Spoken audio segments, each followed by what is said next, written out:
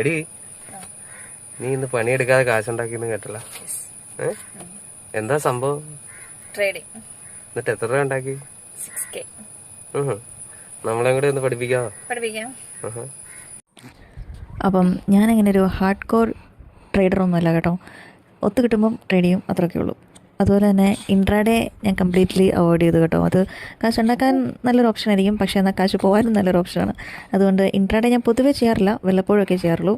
പക്ഷേ ഡെലിവറിയാണ് മോസ്റ്റ്ലി ഞാൻ ചെയ്യാറ്. ഏതെങ്കിലും ഒരു കുറഞ്ഞു നിൽക്കുന്ന ഷെയർ നോക്കി ഇൻവെസ്റ്റ് ചെയ്യും, അത് കയറി കഴിയുമ്പം സെല് ചെയ്യും. അതുപോലെയാണ് യൂഷ്വലി ഞാൻ ചെയ്യാറ്.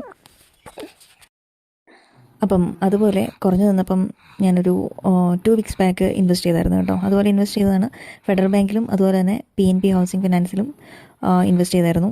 ഫെഡറൽ ബാങ്കിൽ നിന്ന് ഞാൻ അധികം ഒന്നും എക്സ്പെക്ട് ചെയ്തിരുന്നില്ല. അതുകൊണ്ട് തന്നെ ഒരു 1000 റുപ്പീസ് പ്രോഫിറ്റ് കിട്ടിയപ്പോഴത്തേക്കും ഞാനത് സെല് ചെയ്തു കേട്ടോ. അപ്പം ഇന്ന് ഞാൻ നോക്കിയപ്പോൾ ഒരു 1000 റുപ്പീസ് പ്രോഫിറ്റ് ഉണ്ടായിരുന്നു. അപ്പോൾ ഞാൻ ഇന്നത് സെല് ചെയ്തു.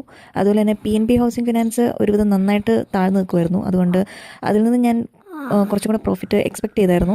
പക്ഷേ ഇന്ന് ഞാനതൊരു 4K അബോവ് പ്രോഫിറ്റ് കണ്ടു. അപ്പോൾ അറൗണ്ട് 5K വന്നപ്പോഴത്തേക്കും 5K പ്രോഫിറ്റ് വന്നപ്പോഴത്തേക്കും ഞാനത് സെല് ചെയ്തു കേട്ടോ. ഒരു സേഫ് ഗെയിം എന്നുള്ള രീതിയിൽ കണ്ടതേ ഉള്ളൂ. എനിക്ക് തോന്നുന്നു അത് ഇനിയും പ്രോഫിറ്റ് തരാനാണ് ചാൻസ്. പക്ഷേ എന്നാലും ഞാനൊരു സേഫ് ആയിക്കോട്ടെ എന്ന് വിചാരിച്ചുകൊണ്ട് ഞാനത് സെല് ചെയ്തെന്നുള്ളൂ. അത് കഴിഞ്ഞ് ഞാൻ അതേ ഷെയർ തന്നെ പിന്നെയും വാങ്ങിച്ചിട്ട് കേട്ടോ. അപ്പം PNBയുടെ 5K അതുപോലെ തന്നെ നമ്മുടെ ഫെഡറൽ ബാങ്കിൻ്റെ 1K കൂടെ കൂട്ടി 6K പ്രോഫിറ്റ് 2 വീക്സ് കൊണ്ട് കിട്ടി കേട്ടോ.